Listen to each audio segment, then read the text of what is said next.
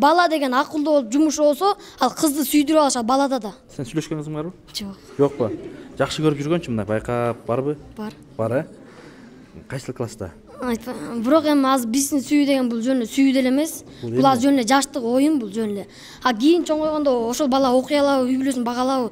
Кыз башында сүйөт, экөө үйлөнгөндөн кийин үй бүлөсүн бага албаса, анда кайра сүйүүсү болбой атат да, сүйүү аны сүйбөй калат уже. А эгер бала деген акылдуу болуп жумушу болсо, ал кызды сүйдүрүп алышат балада да. Жакшы сөз айтып аны сүйдүрүп алыш балада. Демек, бала мындай акылдуу, мындай читирбидүү болуш керек, Шүрөп кете турган. Жана бай балдар бар, алар деле өзү бай, ата энеси байыткан, өзү деле бай балдар бар, алар кыздары алат, бирок кайра башка кызды өзүнүн аялын таштап башка кызга кетип калган себеби ал да бала күнөөлүү. Анткени ал өзү байлыгын, байыды да өзүнүн байлыгын колуна ала албай, кайра аялын таштап кетип калды да.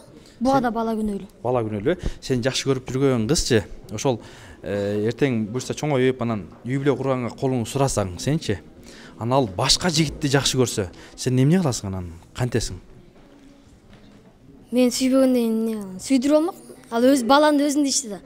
А бала өзү кылыш керек, ал сүйдүрүп алыш өзүнүн проблема. Жакшы сөз айтып, ошол бала мамиле кылып атат, ошондой мамиле кылсаң, ал деле сени сүйөт да. Демек, балдар жакшы мамиле кылыш керек. Да кандай жүрүш керек? Ал деген өзү чоңойгондо жана жумуш жок, иштей албай, ал баары кичинекей кезинен башталат, мугалимдердин сөзүн укпагандыктан башталат. Азыртадан мугалимдин сөзүн укпасак, кийин окуй албасак жумуш жок. Анда жумуш жок болсо иштей албайсың, анда аялыңан ажырашып кете бересиң.